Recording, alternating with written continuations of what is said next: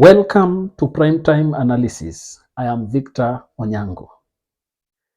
Today, earlier in the day, Azimio One Kenya Alliance released a statement on their official Twitter handle, and they stated that they have accepted to sit down with the Kenya Kwanza regime to iron out the issues and the differences that existed between the two political factions. Late in the evening, the Kenya Kwanza side has also given a statement. The statement was released in Kimani Ichungwa's official Twitter handle and signed by him. This statement, from both sides, had some agreements and some differences in terms of the level of detail that each party gave. Opiyo and I later stated that more details will be released further regarding the discussions that are supposed to be conducted. But Kimani Ichungwa has gone ahead to list the topics to be discussed between these two parties. My general glance and general view, if I am to believe what Kimani Ichungwa has provided, then I must say that Azimio is joking and it is not aware of what Kenyans really wanted. Kimani Ichungwa lists some issues here, and this one is the constitution of IBC as the first issue. Another one is implementation of 2/3 gender rule. Another one is entrenchment of constituency development fund. Another one is establishment of the office of the opposition leader. And then the final fifth issue is the embedment of the office of prime cabinet secretary. If you look at these 5 issues, none really talks about the plight of the common man. And the reason why I am saying Azimio is joking is not guided by the content of this letter, meaning that I do not say that these issues highlighted by Kimani Ichungwa are the true issues that are supposed to be highlighted.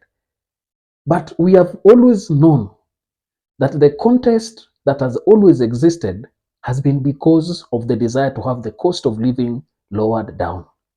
But if you look at the list that Kimani Ichungwa has provided, it does not in any way talk about the issue affecting Kenyan. Now, this is my reading about the statement released by both Azimio and by Kenya Kwanza.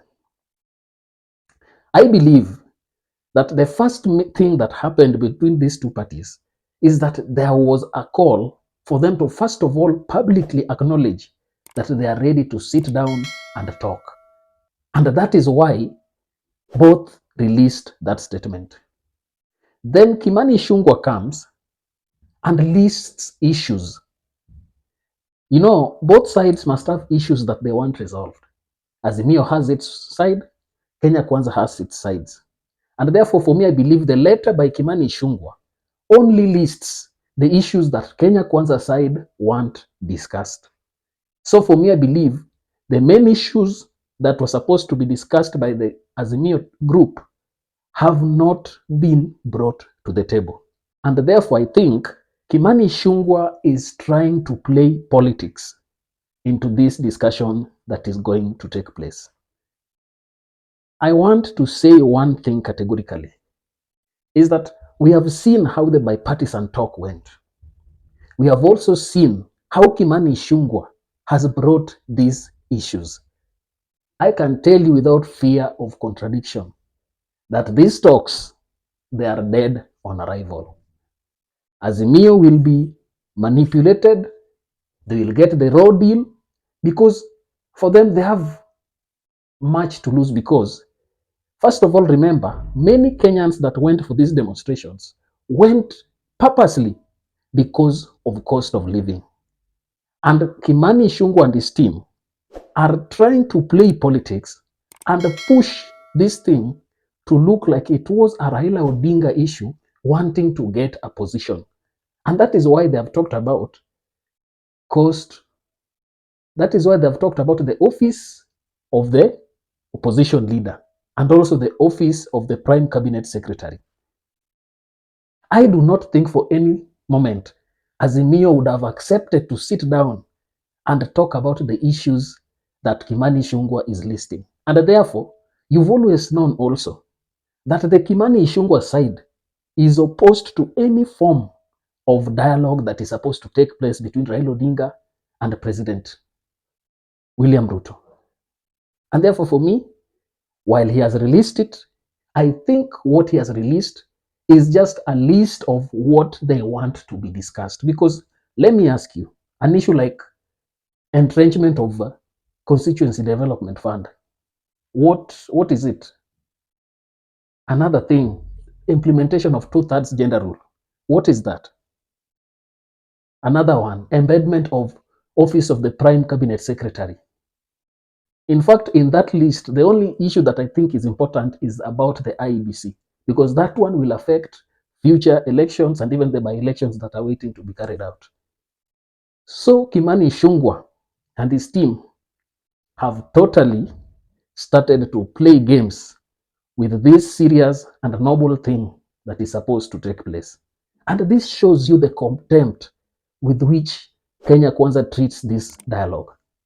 My advice to Raila Odinga and my advice to Azimio, do not accept to get into these kind of games. One thing that Kenya Kwanza wants to do, they want to discredit you and to ensure that people in their minds are poisoned to believe that all Raila Odinga was fighting for, all Raila Odinga wanted was to get a position. And this also is betrayed by the statement that Opiyo Wandayi and his team have released.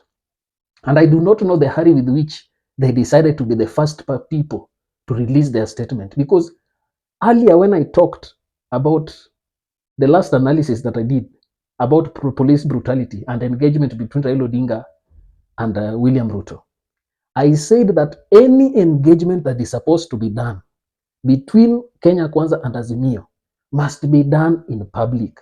Because Kenya Kwanza, as we have known it, has a way of turning around and disowning its own concessions that it makes in secrets, then gives the public a wrong information.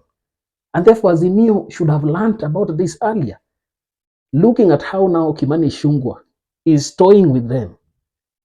In fact, I do not believe, even for a second, that the issues listed by Kimani Ichungwa are the ones that were agreed to be used in the discussions that are supposed to take place. Even if you look at the critical analysis of the statement released by Opiyo Wandayi, I am also having questions. Remember that on Friday, which is yesterday, Azimio held a requiem mass and a prayer for those who were suffering from effects of police brutality. In their statement, I did not see a serious mention of the impact of police brutality and condemnation and even an acceptance that the police on their side did anything wrong. They have accepted to condemn the violence, the destruction of property, but they are not talking about police brutality. And therefore, I think there is some disconnect between the people who are writing this statement, or there is a way in which Azimio side were prevailed upon by this government or anybody else to ensure that they concede so that certain things happen. Azimio must be careful. William Ruto is smart, and William Ruto plays street politics. He will not come genuine, and therefore Azimio should also not go genuine. The reason why Azimio side failed, the bipartisan talks failed, was because of the contempt with which Kenya Kwanza treats these discussions. First of all, the way they talk about it. Second, the people they choose to go for these discussions. Third, the late decision making and constant postponement of decision-making sessions that were revealed by co-chair Otiende Amolo. And even Otiende Amolo said that these people are undecided. They are not sure which direction the talks should go. Who can tell you, or who assures you that this time round the discussions are going to go a different way? I must say that Azimio, through all means, must be very careful not to be taken for granted in such kind of talks. And if they are not careful, and if they leave Kenya Kwanza to take political capital out of this and run with it, they will be left behind. And no Kenyan will ever trust them again on any issue. Because the demonstrations had started succeeding. Kenyans across the country had accepted the messaging that Azimio brought. How comes again they go, accept, and coil themselves down to talk about issues that are not meaningful to Kenyans? This is a warning to Raila Odinga. It is also a warning to Azimio. Be very careful.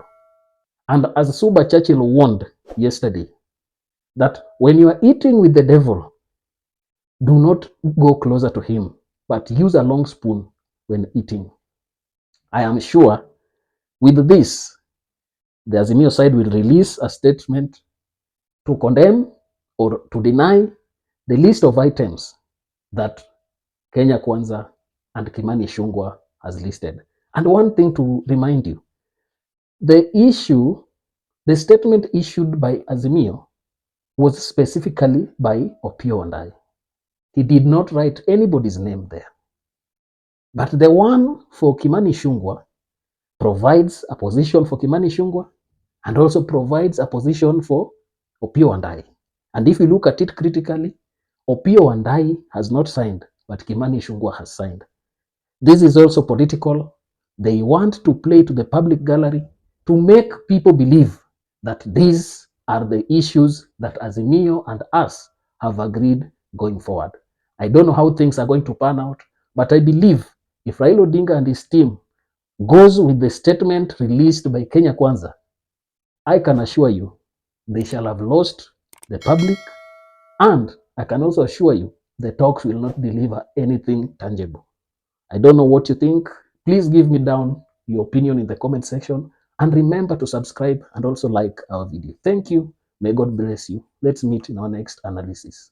Goodbye.